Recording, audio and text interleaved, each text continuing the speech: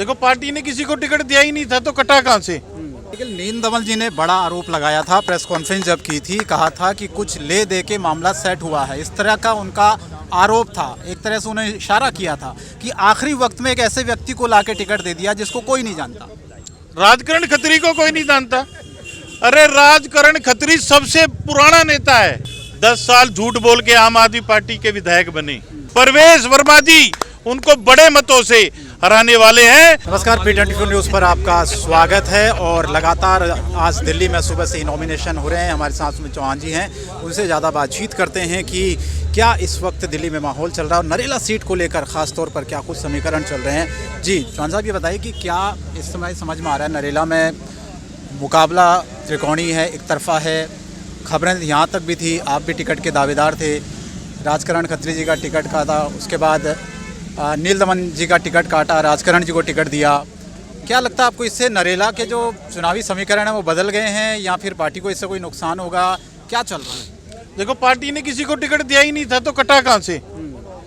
अगर पार्टी ने किसी को टिकट नहीं दिया तो कटा ही नहीं।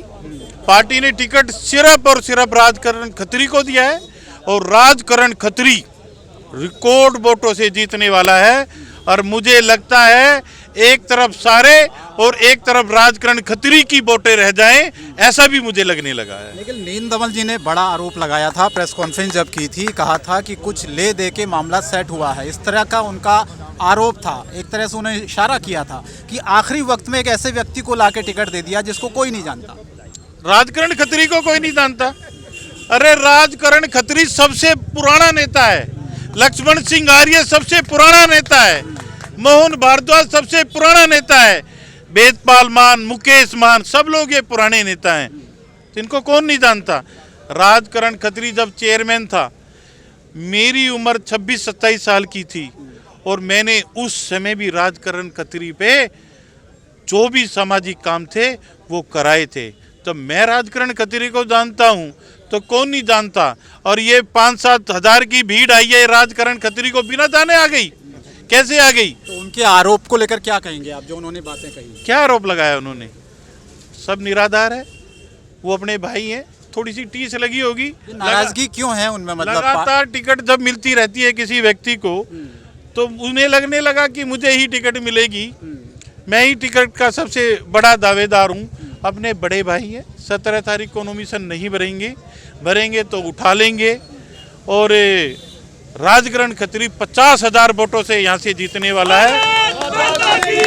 और राजकरण खत्री की टक्कर में दूसरे और तीसरे और चौथे और पांचवे जितने कैंडिडेट हैं, इतनी उनको वोट मिलेगी, इतनी राजकरण खत्री को वोट मिलेगी। एक चीज़ और बताइए कि इसका पार्टी में जैसे कार्यकर्ता होते हैं, क्या उनमें कोई फ़र्क नहीं पड़ेगा? आपको लगता है नहीं कि जिस तरह से उन्होंने बगावत की, एक तरह से सीधे सीधे वोटों पर असर पड़ेगा, कार्यकर्ता का मनोबल इससे गिरेगा, एक संदेश जाएगा कि भाई नेता एकजुट नहीं है चुनाव के वक्त? देखो, कार्यकर्ता तो सारे यहाँ पर हैं, एक एक कार्यकर्ता नरेला विधानसभा का, भारतीय जनता पार्टी का, जो नील दमन खत्री जी के समय भी नहीं दिखाई देता था जब वो चुनाव लड़ते थे, वो भी अब की बार यहाँ पर है। पुराने से पुराना, नए से नया, हर कार्यकर्ता भारतीय जनता पार्टी का यहाँ पर है। तो टीस कहाँ पर? कोई टीस नहीं है।